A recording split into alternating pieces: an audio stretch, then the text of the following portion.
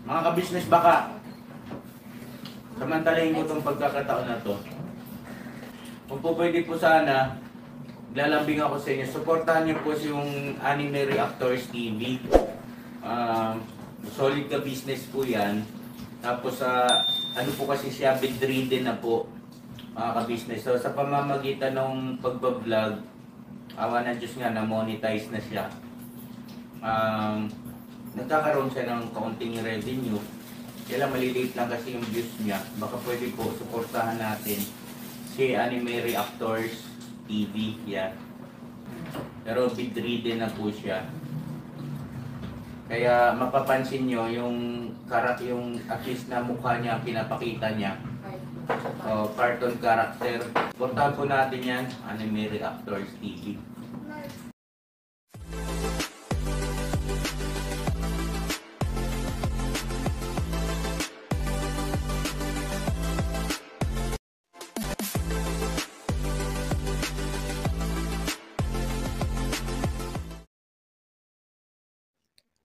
Hello guys, mapagpalang araw po sa ating lahat.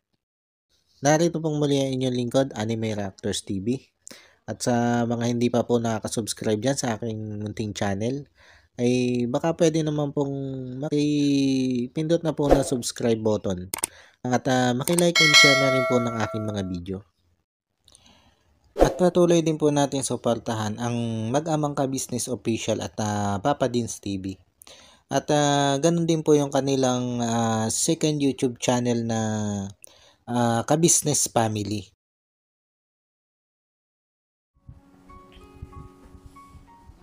Yan, panibagong araw, panibagong reaction ulit po tayo mga ka-business, mga kapapi.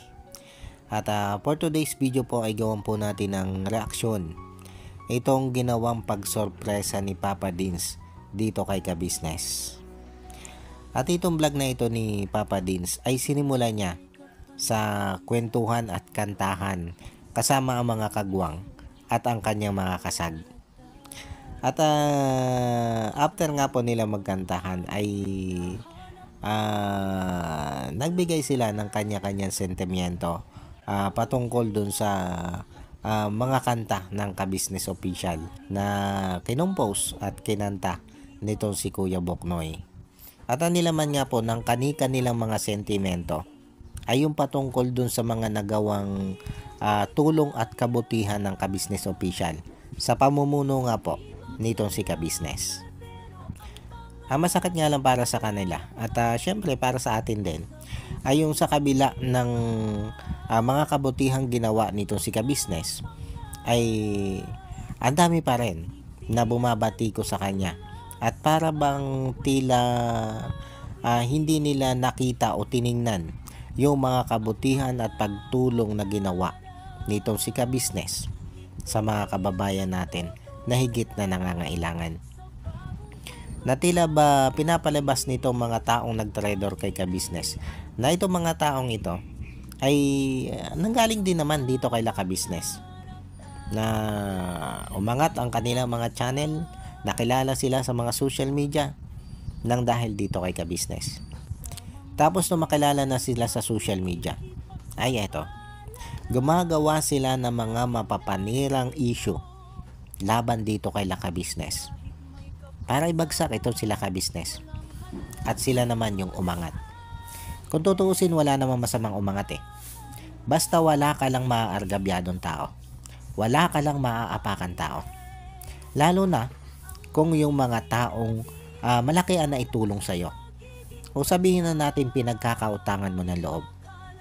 Kaya lang, ang nais kasi ng mga taong ito ay makuha ang mga supporters ni ka-business sa pamamagitan ng ginagawa nilang paninira kay ka-business. At hindi natin maiikaila na may mga supporters itong si ka-business na kanilang napaniwala. At sa ngayon, ay nakapanig na sa kanila at nagiging basher na nitong sila ka-business. Kasi napaniwala nga sila ng mga ito Kaya yung simpatya nila ay napapunta nga po dito sa mga nag-trader o nagtatrader kay ka-business. At ito yung pinaghihimutok ng mga kagwang na sa kabila nga ng magagandang ipinakita nila ka-business sa mga viewers at maging dito sa mga taong nag-trade kay Laka Business, ay eto pa yung magiging sukle.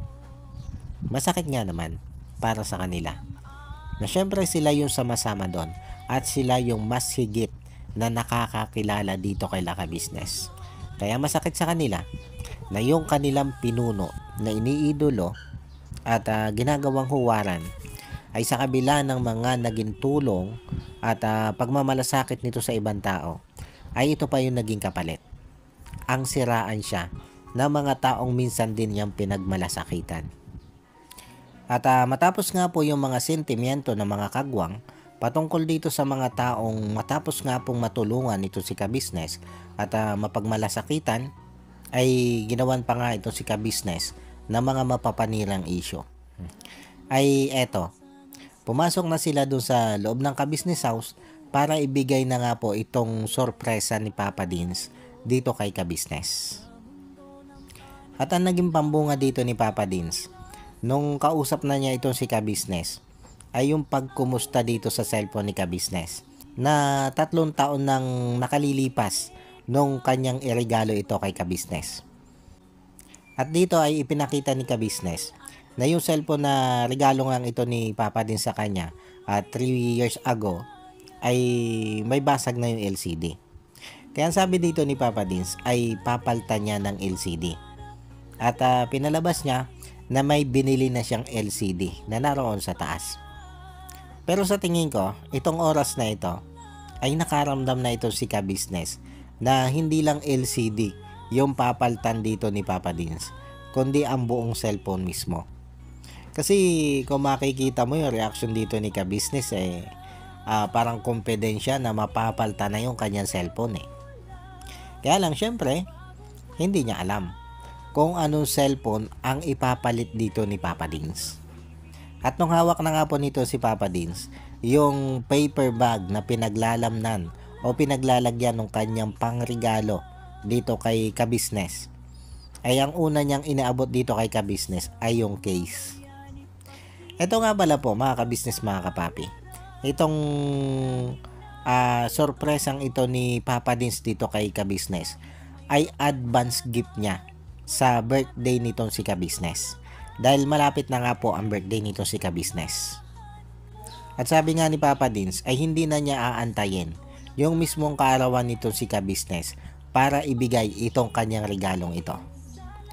At ito na nga po mga Ka-Business, mga kapapi. Nung hugutin na nito si Papa Dins yung kanyang regalo mula doon sa paper bag na kanyang tangan, ay makikita natin kung gaano yung saya na naramdaman nito si Ka-Business. Nakitang-kita mo naman talaga doon sa mukha niya yung saya nung makita niya kung ano yung ireregalo sa kanya nito si Papa Dins. At ito nga po ay isang Galaxy S24 Ultra na kung titingnan nyo po ang presyo sa Google, ay medyo pricey din po itong cellphone na ito. Pero gaano man kamahal yan, ay deserve naman itong si Ka-Business ang magkaroon o makatanggap ng regalong ganyan mula sa kanyang anak na panganay. At ito naman yung nakakatuwa dito kay Papa Dins, na kahit gaano kamahal ng kanyang ibibigay sa kanyang mga magulang, ay wala siyang pakialam. Ang mahalaga ay maiparamdam niya sa kanyang mga magulang kung gaano niya kamahal ang mga ito. At ang sabi nga ni Papa Dins, hanggat nariyan ang inyong mga magulang, ay iparamdam mo na yung kaya mong iparamdam sa kanila bago pa mahuli ang lahat. At tama naman yun mga Ka-Business, mga kapapi. Kung meron ka din lang namang ibibigay, di ba? Ay bakit hindi? Pero wag mong pilitin na bigyan ng mamahalin ang magulang mo kung wala ka pa namang kakayanang ibigay ang mga ganong mamahaling bagay sa kanila. Pero kung kaya mo naman o kaya mo naman pag-ipunan, ay bakit hindi, di ba? Mga Ka-Business, mga kapapi. Dahil yung sakripisyo sa atin ng mga magulang ay hindi natin kayang tawaran yon ng kahit gaano kalaking halaga ng material na bagay. Pero itong ganitong pagbibigay ng material na bagay sa ating mga magulang, lalo na nga nakikita nila na ang bagay na ito ay talagang galing sa ating pinaghirapan, ay mararamdaman din nila kung gaano natin sila kamahal. Dahil syempre, makikita at mararamdaman nila na itong bagay na ito ay pinagsumikapan mo at pinag-ipunan mo bago mo maibigay sa kanila. Kaya nga kita nyo kung ano yung naging reaction dito ni Ka-Business. Na bagamat sa una ay dino-joke niya yung kanyang reaksyon sa pagbibigay nga ito ni Papa Dins ng cellphone sa kanya, pero nung bandang huli ay medyo naging emotional na dito si Ka-Business at sobra-sobra yung naging pagpapasalamat niya dito kay Papa Dins. At sinabi nga nito na pasalamat sila o swerte nila na itong si Papa Dins ang naging panganay nilang anak. Dahil bukod nga sa pagmamahal na ibinibigay sa kanilang mag-asawa nito si Papa Dins, ay nakikita niya yung pagmamahal na ibinibigay din ni Papa Dins dito sa dalawa niyang kapatid na si Boss Dave at Budang. At naikwento nga dito ni Ka-Business na ni minsan ay hindi man lang nasaktan o napitik man lang nitong si Papa Dins ang kanyang mga kapatid. Bagamat minsan ay nagsasermon daw ito si Papa Dins sa mga ito, ay normal lang yon bilang isang panganay na kapatid. Kung ang iyong kapatid na nakababata ay nakakagawa ng kamalian. At dito sa ugaling ito ni Papa Dins ay dito proud na proud itong si Ka-Business. At syempre ganoon na rin si Mrs. Ka-Business. Na ito si Papa Dins nga daw ay isang totoong mabuting anak at kapatid. At yan din naman yung nakikita nating katangian nito si Papa Dins. Ang pagiging isang mabuting anak, mabuting kapatid, at mabuting tao. At mararamdaman natin ang pagiging mabuting tao nito si Papa Dins doon sa pagiging lapat niya, doon sa kanyang mga tinutulungan. Tulad na lang halimbawa ng ipinapakita niyang kabutihan dito kay Asila. Kung papaano niya ituring itong si Asila na bilang isang nakababatang kapatid na rin. At syempre ganun din dito kay Kayla. At ganun din doon sa iba pang beneficiary nito si Papa Dins. Na kung ituring niya mga ito ay parang kapatid na rin o kapamilya. Na yung tulong na ibinibigay niya sa mga ito ay talagang mararamdaman mo na nanggagaling sa puso. Hindi yung tipo na tulong na for content lang, kundi yung tulong na ibinibigay ni Papa Dins ay ramdam na ramdam mo na galing mismo sa kanyang puso. Kaya masasabi ko lang ay talagang napakaswerte nito sila Mr. and Mrs. Ka-Business na nagkaroon sila ng ganitong klase ng anak. Na bukod doon sa mapagmahal sa pamilya ay may mabuti ding loob o mababang loob para sa kanyang mga kapwa. Lalo na nga po doon sa mga kababayan natin na hikahos sa buhay. At tama din ang sinabi nito si Mrs. Ka-Business na napakaswerte ng babaeng mapapangasawa nitong si Papa Dins. Kasi nga bukod sa mabait at mapagmahal itong si Papa Dins ay nakikita natin na isa itong responsableng tao. At syempre, yan yung hanap ng mga kababaihan. Ang isang lalaking responsable at marunong tumayo sa kanyang mga paa. Kaya saludo ako sa iyo Papa Dins at sana hindi mabago yung iyong ugaling yan. At sana ay ipagpatuloy mo pa o maging tuloy-tuloy yung pagtulong mo sa ating mga kababayan na higit na nangangailangan. Paano po mga ka-business, mga kapapi? Hanggang dito na lang muna ulit po. At sana po ay nagustuhan nyo itong aking reaction video na ito. At muli po ay maraming salamat po sa patuloy pong sumusuporta at sa wala pong sawang nanonood sa aking mga reaction video. At sa mga hindi pa po nakaka-subscribe yan sa aking munting channel ay baka naman po pwedeng makipindot na po ng subscribe button at maki-like and share na rin po ng aking mga video. At bago po tayo tuloy ang magtapos ay gusto ko lang pong i-shoutout itong sila Ma'am Nerissa ng New Jersey. Shoutout po sa inyo ma'am at maraming salamat po sa patuloy nyo pong pagsuporta at sa wala nyo pong sawang panonood sa aking mga video. Maraming salamat po ma'am. At ganon din dito kay Ma'am Elena Capillo. Shoutout po sa inyo ma'am at maraming salamat din po sa patuloy nyo pong pagsuporta at sa wala nyo din pong sawang panonood sa aking mga nire-reaction ng video. Maraming salamat po ma'am. At shoutout din dito sa aking isang idol na si Idol Wakiwak TV. Shoutout po sa iyo idol. At shoutout din dito kay Sir Jewel Channel. Shoutout po sa inyo sir. At syempre ganun din dito sa mga magigiting na kagwang ni Kabisnes na sila Kagwang Intoy Official, Kagwang Bay Papaya Official, Kagwang Buknoy Official, Kagwang Bornok Official, Kagwang Bugi Official, at Kagwang Bong Official.